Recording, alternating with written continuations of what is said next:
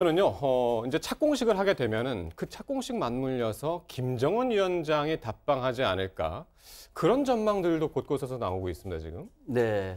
근데 그 문제는 참 오면 좋겠지만 네. 제가 봐서 이제 북미 고위급 회담의 성사 여부가 먼저 전제가 돼야 될 것 같습니다. 아마 이제 미국 같은 경우는 이번에 이 대북 철도 이 공동조사를 면제해 준 것이 굉장히 큰 신호라고 좀 볼 수 있는데요.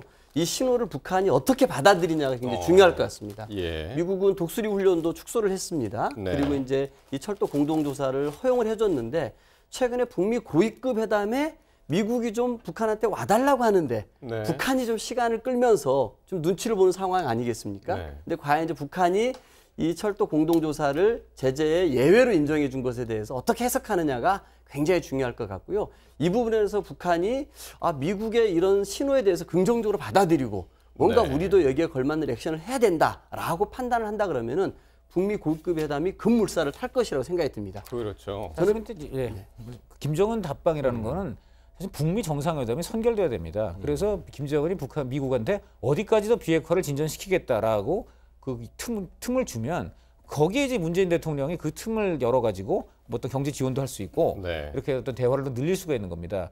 그런데 미국을 만나지 않고 먼저 김정은 위원장이 우리나라에 오면 네. 비핵화 관련돼서는 논의가 안 되는 상황 아닙니까? 틈을 가질 여유가 없어요.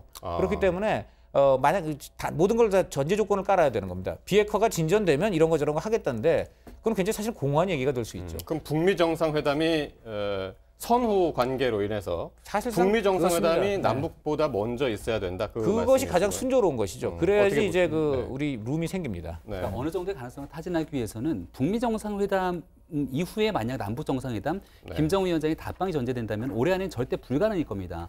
근데 여기에 대해서 청와대가 어느 정도의 가능성을 타진하고 네, 있는 그러니까요. 이유는요.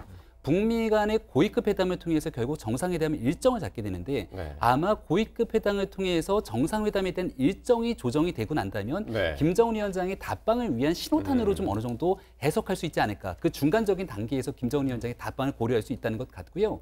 지난번에 있었던 평양 공동선언을 이행하는 데서부터 출발하자는 얘기를 하는데 거기에서부터 꼬였었던 게 철도와 도로 연결을 연내 착공한다는 거였거든요. 네네네. 근데 여기에 대한 이행 조치를 미국이 예. 어느 정도 선의를 가지고 손을 내밀었기 때문에 예. 거기에 마지막에 담겨있는 김정은 위원장의 서울 답방도 이행하기 위해서 지금 상호가 서로 노력하고 있는 정도다 이렇게 볼 수 있는 것 같습니다. 그러니까요. 일단은 대북 제재를 미국이 이 철도 분야만 놓고 볼 때 일단은 해제했기 때문에 지금 교착 상태에 빠진 북미 관계가 이걸로 좀 해빙기를 맞을 수도 있지 않을까 기대를 이제 하는 그런 말씀드렸습니다.